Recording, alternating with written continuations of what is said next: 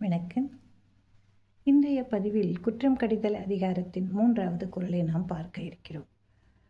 குற்றம் கடிதல்னா நம்மள்கிட்ட இருக்கக்கூடிய குறைகளை முதல்ல நீக்கிக்கிட்டு தான் மற்றவர்கள்ட்ட நம்ம போகணும். அதே போல் மற்றவர்களிடம் குறைகள் இருந்தால் அவர்களை மிகச்சரியாக திருத்தி வழி நடத்த வேண்டும், தண்டனை கொடுக்க வேண்டும்.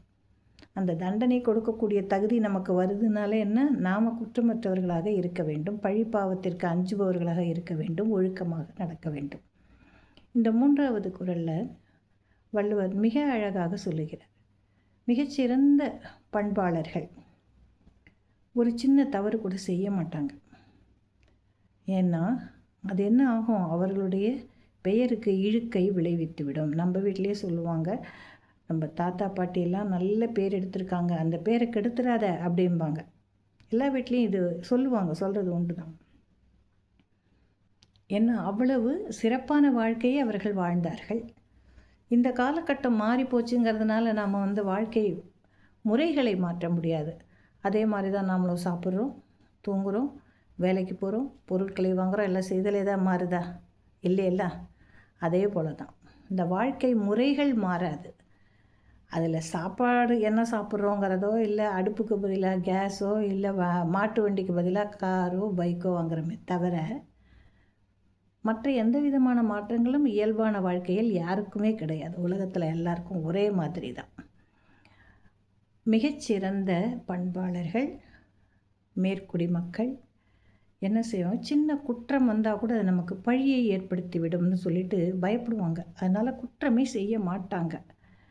அதைத்தான் இந்த குறள் நமக்கு சொல்லுகிறது. தினை துணையாங் குற்றம் வரினும் பனை துணையா கொள்வர் பழி நாணுவார்.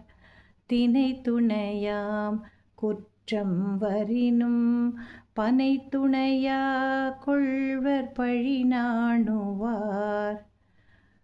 பழிக்கு அஞ்சுபவர்கள், நம்ம குடும்பத்தையே தலைகீழ புரட்டி போடக்கூடியது என்ன, அந்த பழிச்சொல். அது இழிச்சொல்.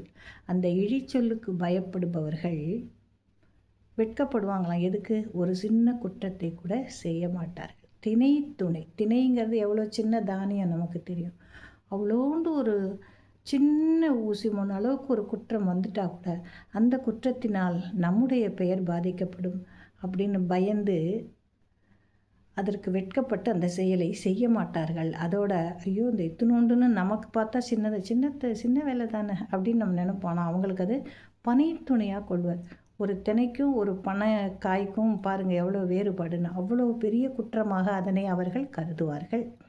அதனால் ஒருபோதும் தவற மாட்டார்கள், வழி தவறி நடக்க மாட்டார்கள், குற்றம் செய்ய மாட்டார்கள் அப்படின்னு சொல்லுது இந்த குறள். நாமும் அப்படி வாழ கற்றுக்கொள்வோம். நன்றி.